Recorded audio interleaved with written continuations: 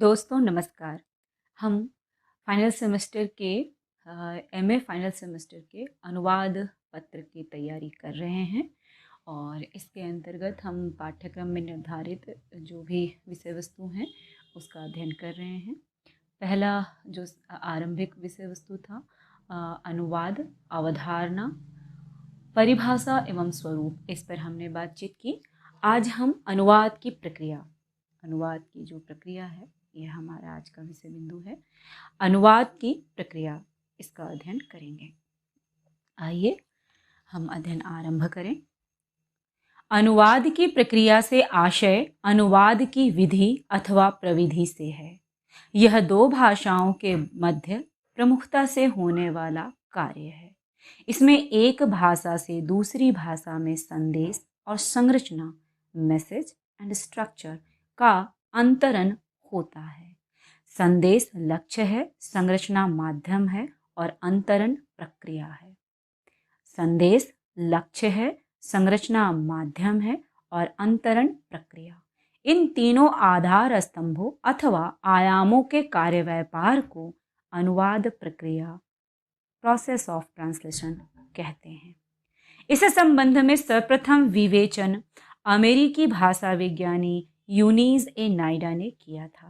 तत्पश्चात अनेक विद्वानों ने गंभीर चिंतन किया, जिनमें पीटर न्यूमार्क और R.H. बाथगेट के नाम उल्लेखनीय हैं।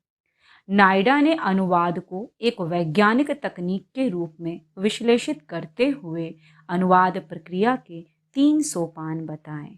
पहला विश्लेषण, एनालिसिस, दूसरा अंतरण, ट्रांसफेरेंस और तीसरा पुनर्रचना, रीस्ट्रक्चरिंग। इसे नाइडा ने यूं रेखांकित भी किया है। स्रोत भाषा, जो मूल भाषा होती है उसे हम स्रोत भाषा कहते हैं। ये बार बार आपको अनुवाद की पूरी प्रक्रिया में याद करना होगा।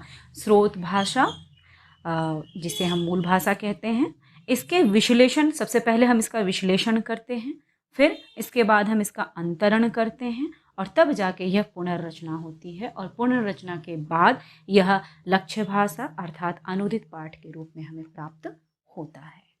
स्रोत भाषा की शब्दावली, संरचनाओं तथा अभिव्यक्तियों को लक्ष्य भाषा की शब्दावली, संरचनाओं तथा अभिव्यक्तियों द्वारा प्रतिस्थापित कर दिया जाता है और इस प्रकार स्रोत भाषा के संदेश का लक्ष्य भाषा में संप्रेषण किया जाता है। बार बार मित्रों याद रखिएगा, स्रोत भाषा जिसका अनुवाद हमें करना है ना, जिसका हम अनुवाद कर रहे हैं, जिस भी पाठ्य सामग्री का हम अनुवाद कर रहे हैं उसे हम स्रोत भाषा कहते हैं। और जिस भाषा में हमें करना है ना, जिस भाषा में हमें करना है हम उसे लक्ष्य भाषा कहते हैं। तो इस बात को हमेशा याद रखिएगा। स्रोत भाषा की शब्दावली, संरचनाओं तथा अभिव्यक्तियों को लक्ष्य भाषा की शब्दावली, संरचनाओं तथा अभिव्यक्तियों द्वारा प्रतिस्थापित कर दिया जाता है और इस प्रकार स्रोत भाषा के संदेश का लक्ष्य भाषा के में संप्रेषण किया जाता है। इस प्रतिस्थापन की प्रक्रिया में बाह्य अभिव्यक्ति में थोड़ा बहुत फेरबदल हो तो हो, किंतु अर्थ के स्तर पर किसी भी प्रकार का अंतर अनुवाद में नहीं आना चाहिए। अनुवाद की प्रक्रिया मुख्य रूप से अर्थ के ग्रहण तथा संप्रेषण की प्रक्रिया है।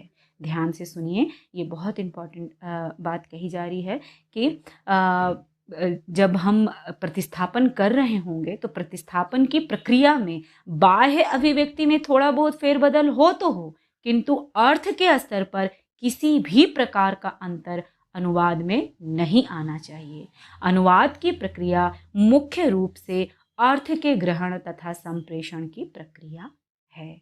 अनुवाद प्रक्रिया के प्रमुख 3 चरण का अध्ययन आवश्यक है और यह तीनों चरण हैं जिसका हम बारी बारी से अध्ययन करेंगे। पहला चरण है विश्लेषण।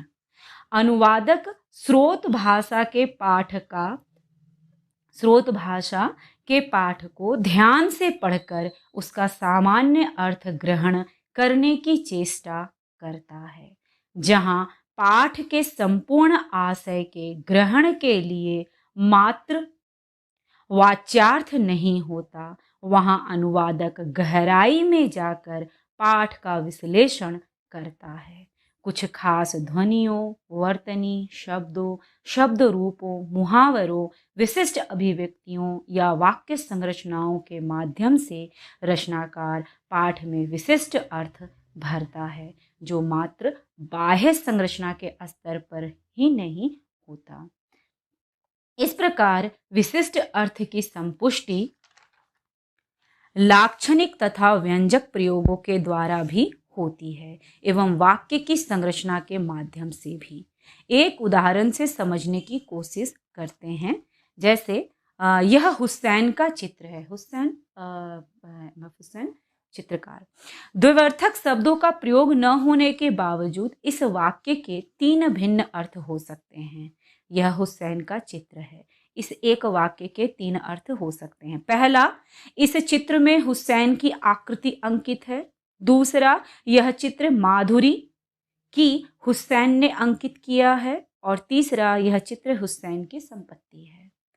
अतः इस तरह के भिन्न अर्थ संप्रेषण सहज ही पाठ के अंतर्गत होते हैं, जिसे भाषा तथा संदर्भ के विश्लेषण के द्वारा अनुवादक पाठ को गहनता से विचारते हुए इस प्रकार के वाक्य प्रयोगों का अर्थ समझकर लेखक द्वारा अभिष्ट संदेश को ग्रहण करता है। तो देखिए, ये एक बहुत महत्वपूर्ण बात यह है कि कई बार हम लोग को देखने को मिलता है कि एक वाक्य कहा जा रहा है जिसके कई तरह के अर्थ निकल रहे हैं, तो ऐसे में उसका अनुवाद बड़ा कठिन हो जाता है। तो यहीं पर अनुवादक के विवेक और उसकी अपनी प्रतिभा काम आती है, जब वह उस पूरे संदर्भ को समझता है ना। जिस भी भाषा से उसे, जिस भी चीज़ का पाठ्य का उसे करना है अनुवाद, उसके पूरे बैकग्राउंड, उसकी पूरी पृष्ठभूमि वह समझता है, और उस पृष्ठभूमि के जो आवश्यकता है, जो जिस तरह के अर्थ की आवश्यकता है, वही अर्थ वह फिर देता है अपने लक्ष्य भाषा में। वह वही अर्थ देता है अपने लक्ष्य पाठ में। तो इसलिए जो यह विश्लेषण है, समझना कि क्या कहा जा रहा है, मूल पाठ में कौन सी बात किस तरह कही जा रही है, इसे समझना अनुवादक के लिए बड़ी चुनौती है, और इसे ही वह सफलतापूर्वक करे, तभी एक सफल अनुवाद संभव है। अब जो दूसरी प्रक्रिया है वह है अंतरण, जिसे हम ट्रांसफेरेंस कहते हैं। हमने अभी पहला अनुवाद की पहली प्रक्रिया देखी थी, विश्लेषण। अब दूसरी प्रक्रिया हम देख रहे हैं अंतरण, ट्रांसफेरेंस। तो इस ट्रांसफेरेंस के लिए हम अब इसको आगे समझते हैं।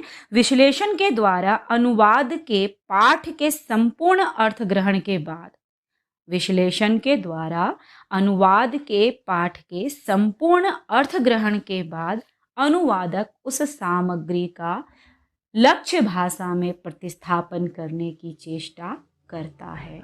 इस चेष्टा के अंतर्गत वह लक्ष्य भाषा में स्रोत भाषा के शब्दों, मुहावरों, वाक्यों आदि के समुचित पर्याय तलाशता है। वह लक्ष्य भाषा में शैली तथा शिल्प के स्तर पर भी ऐसी अभिव्यक्तियों की तलाश करता है जो स्रोत भाषा की शैली के निकट हो और उससे अभिहित आशय का वहन कर सके। इसके लिए अनुवादक को भाषा ही नहीं, उसकी तमाम बारीकियों और गहराइयों की भी जानकारी होनी चाहिए। साथ ही पाठ की विषय वस्तु तथा पृष्ठभूमि का भी ज्ञान होना चाहिए। इस चरण में अनुवाद कर्म भाषांतरण से आगे जाकर सर्जनात्मक प्रतिभा की अपेक्षा करता है, जिसके बल पर अनुवादक मूल कृति के अर्थ की गहराइयों में बैठकर लक्ष्य भाषा में उसके समतुल्य सामग्री या संरचना की सर्जना अपनी प्रतिभा के आधार पर करता है। मित्रों, यह जो दूसरा है प्रक्रिया के अंतर्गत यह जो दूसरी इसकी महत्वपूर्ण भूमिका हम ठहरते हैं जिसमें, वह है अंतरण। तो प्रक्रिया के सेकंड पॉइंट अंतरण को हम समझेंगे, और ये बहुत महत्वपूर्ण है। मेरे ख्याल से आपने इसे थोड़ा बहुत समझा भी होगा, लेकिन मैं और बेहतर तरीके से आपको समझाने की कोशिश कर रही हूँ कि जो पाठ को हमने अभी समझा, जो मूल पाठ है यानी स्रोत पाठ, जिसे हमें अनुवाद करना है। तो जिस पाठ को हमें अनुवाद करना है, विश्लेषण के अंतर्गत हमने उसे क्या किया, डिकोडिंग की। इसके अंदर जो बातें कही गई थी उसे हमने समझा, ठीक ठीक जाना समझा कि वस्तुतः जो रचनाकार है वो क्या कहना चाह रहा है। उसे हम ठीक ठीक जब समझ लेते हैं, तब यह बहुत महत्वपूर्ण कदम हमारा, बहुत महत्वपूर्ण सोपान हमारा आता है, और यह चरण है ट्रांसफरेशन का। यानी जब हम अंतरण करते हैं, मतलब कि हम अपनी भाषा में, मतलब लक्ष्य भाषा जिसमें हमें स्रोत भाषा को लाना है, तो स्रोत भाषा के मूल पाठ को हम लक्ष्य भाषा में लाए। इसके लिए किस तरह की बनावट चाहिए, शब्दों की, वाक्यों की, मुहावरों की, है ना, किस तरह के समुचित वाक्य बन सकें, शब्द बन सकें, उसकी शैली कितनी सुदृढ़ हो, इन सब बातों का विचार करते हुए, और कुछ और बेहतर हमेशा हमें करना है, इसलिए अगर कुछ और अपने तरफ से भी हमें एडिशनल करना पड़े, कुछ और जोड़ना पड़े तो उसे जोड़ते हुए, और अगर कुछ घटाना पड़े तो वो भी करते हुए, हम जो मूल बात है उसे ठीक ठीक रखने की पूरी कोशिश करेंगे। और ये जो जोड़ने घटाने की बात मैं इसलिए कह रही हूँ क्योंकि होता क्या है कि जो स्रोत भाषा है उसकी बातचीत को लक्ष्य भाषा में पहुंचाने के लिए कई बार बिल्कुल वही सारे शब्द हमें नहीं मिलते हैं। तो हमारी अपनी भाषा में, चूंकि लक्ष्य भाषा अलग होगी, तो हमारी जो लक्ष्य भाषा है उसमें कुछ अपने अलग मुहावरे होंगे। आप जानते ही हैं, हर भाषा में अपनी अपने मुहावरे होते हैं, अपनी शैली होती है। तो उस शैली में कुछ फर्क आ सकता है, लिखने में कुछ तफरका हो सकता है। इसीलिए मैंने ये बात कही कि कुछ घट जाए, कुछ बढ़ जाए, लेकिन जो स्रोत पाठ्य सामग्री है उसे हम ठीक ठीक अपने लक्ष्य सामग्री तक पहुंचा दें, इसकी पूरी पूरी कोशिश अनुवादक करता है। और यही जो कोशिश की जाती है, भाषा, शैली, मुहावरे, इन सब के द्वारा, यही कहलाता है अंतरण, ट्रांसफेरेंस। ठीक है, अब हम तीसरे बिंदु पर आते हैं, तीसरे चरण पर। अनुवाद प्रक्रिया का यह तीसरा चरण है, पुनर्गठन अथवा पुनर्रचना, रीस्ट्रक्चरिंग। यदि विश्लेषण का चरण डिकोडिंग था, ध्यान दीजिए, यदि विश्लेषण का चरण डिकोडिंग था तो इस चरण को री इनकोडिंग या पुनः डिकोडीकरण कहा जा सकता है। अंतरण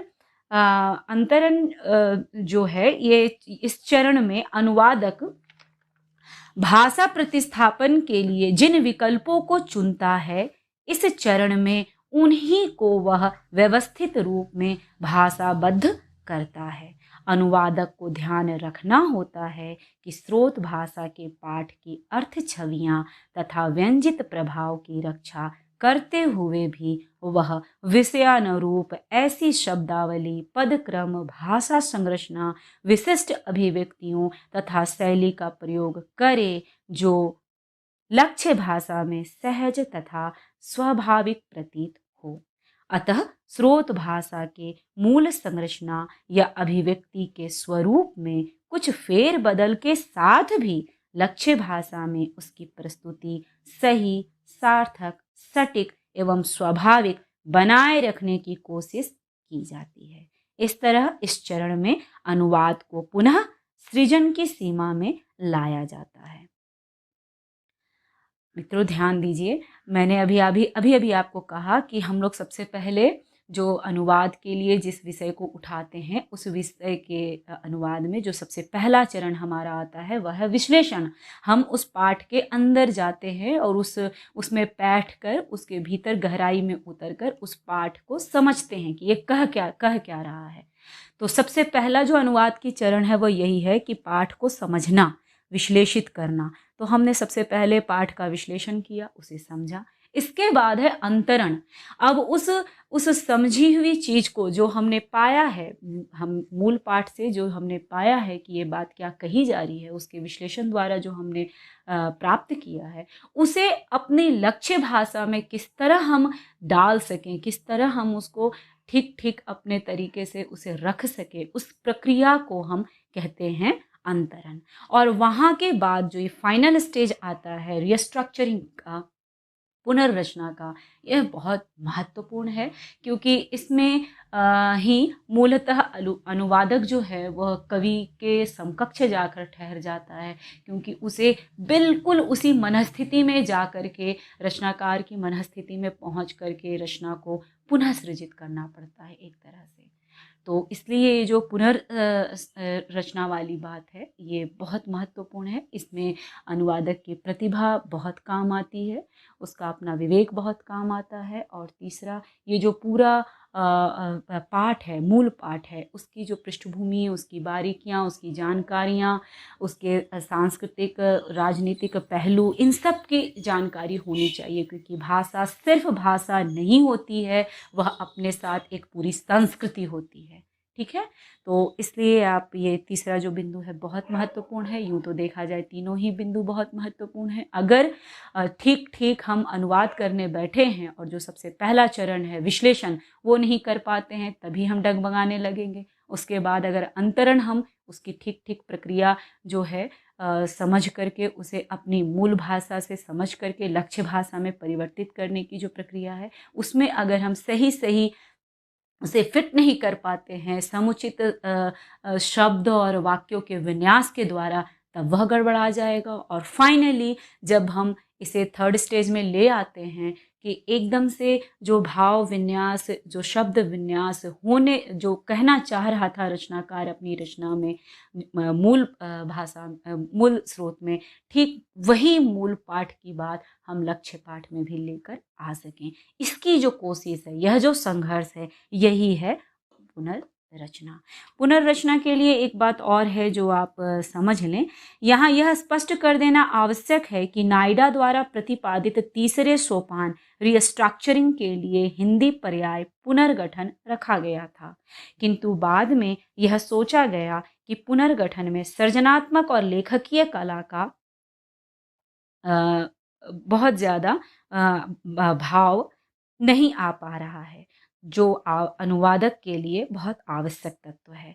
तो इसलिए पुनर्गठन शब्द के स्थान पर पुनर्रचना शब्द को उपयुक्त जानकर इसे ही अब प्रयुक्त किया जाता है। तो अब इस प्रकार हमने अनुवाद प्रक्रिया के अपने 3 सोपानों के साथ अनुवाद की जो फंक्शन है, जो वो जिस तरह कार्य करती है, इसे हमने जाना।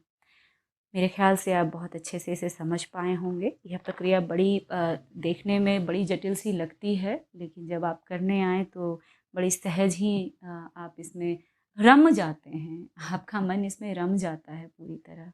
तो बहुत बेहतरीन काम है, बहुत उम्दा काम है, और विश्व में जितने भी उम्दा साहित्य और तकनीक और जितनी भी तमाम तरह की चीज़ें हैं, अगर अनुवाद नहीं होता तो यह अपनी अपनी भाषा के साथ ही सीमित हो जाता। तो अनुवाद है इसलिए यह विश्वव्यापी बन पाया। कोई भी चीज़ अपने विश्वव्यापी स्तर पर आ पाई है इसलिए क्योंकि अनुवाद के द्वारा यह कई कई भाषाओं तक पहुंच सकी है। तो मित्रों, ये हमारी आज के जो टॉपिक था अनुवाद की प्रक्रिया, इसका हमने अध्ययन किया। अब हम लोग अगले विषय बिंदु के साथ फिर आपके सामने मैं प्रस्तुत होंगी। चलिए, अभी आप लोग अपना ख्याल रखें और खूब अच्छे से तैयारी करें।